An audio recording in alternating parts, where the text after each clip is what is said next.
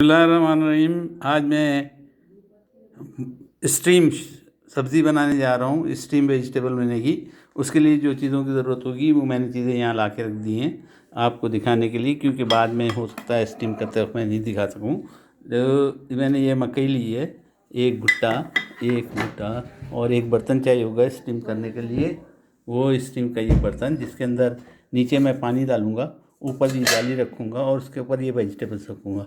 एक टमाटर कम से कम मैं लूँगा, एक चुकंदर, मकई आधी, भुट्टा आधा, एक मूली का टुकड़ा,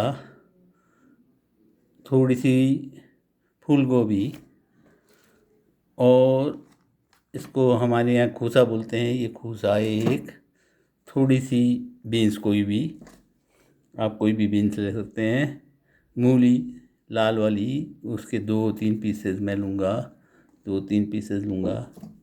और शलजम एक है, अभी धुली है, सफाई नहीं हुई है, इसे आप फिक्र नहीं करें, इसकी धुलाई होगी और इसको सफाई होगी। बड़ी शिमला मिर्च एक बैगन,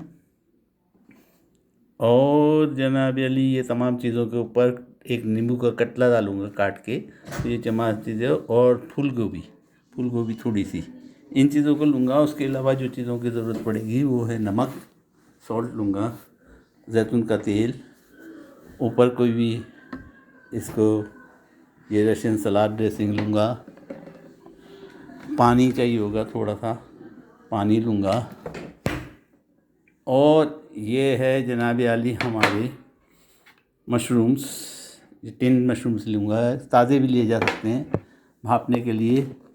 चीज़ मैं या तो शेडर चीज़ लूँगा या ये स्लाइस चीज़ का 1-2 पैकेट लूँगा। तो ये तमाम चीज़ें इन चीज़ों में यूज़ होगी। स्टीम होने के बाद सब्ज़ी बनेगी और इसका सॉस अलग से बनाऊँगा। जिसको दिल करेगा जितना सॉस वो ऊपर से डाल सकता है तो वो सॉस डाल लेगा। तो जनाब अली आज स्टीम वेजिटेबल का दिन है इंशाअल्लाह। उसके अलावा बहुत सारी चीज़ें बनाऊँगा, लेकिन ये सबसे पहले बनाऊँगा क्योंकि मुझे ज़बरदस्त भूख लगी हुई है और सब्ज़ी खाने का दिल है। चाहे तो इसमें हम पालक भी 2-4 पत्ते लेके उसको भी भाप सकते हैं।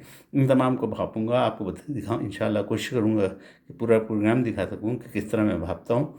और आप ज़रूर बनाइएगा, वो ज़बरदस्त होती है, ताकतवर होती है। और कभी कभी जो मिर्चों वाले तेल वाले खाने से तंग आ जाता है आदमी, बिरयानी वगैरह बहुत खा लेता है, तो उसके बाद ये चीज़ें खाने का दिल करता है। आप भी बनाइएगा, उम्मीद है आपको पसंद आएगा, उम्मीद है आप भी बनाएंगे और मुझे दुआओं में याद रखेंगे।